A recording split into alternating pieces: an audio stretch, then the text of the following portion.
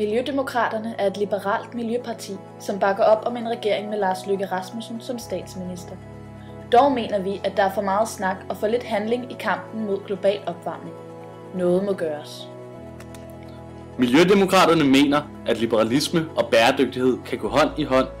Derfor skal vi også sikre, at erhvervsmarkedet udvikler sig i takt med miljøet. Miljødemokraterne ønsker blandt andet en afskaffelse af efterlønnen for at kunne finansiere større investeringer i grøn teknologi, sikre 30.000 nye grønne arbejdspladser og sikre bedre muligheder for udenlandske firmaer til at plante deres produktion i det danske land.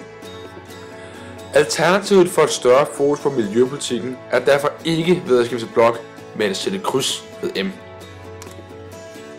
Danmark har mistet 200.000 arbejdspladser efter finanskrisen, og økonomien er skrantende. Væksten skal derfor tilbage, hvis folket skal opretholde velfærdssamfund. Miljødemokraterne ønsker en reformering af dagpengeperioden, afskaffelse af SU'en for hjemmeboende, i højere grad brugerbetaling og igen en hurtig afvikling af efterlønnen, som skal finansiere skattelettelser til folket.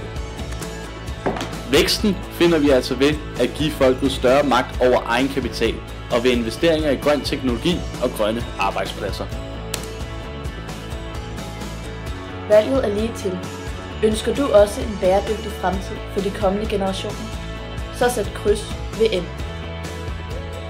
Vi tænker på fremtiden. Gør du?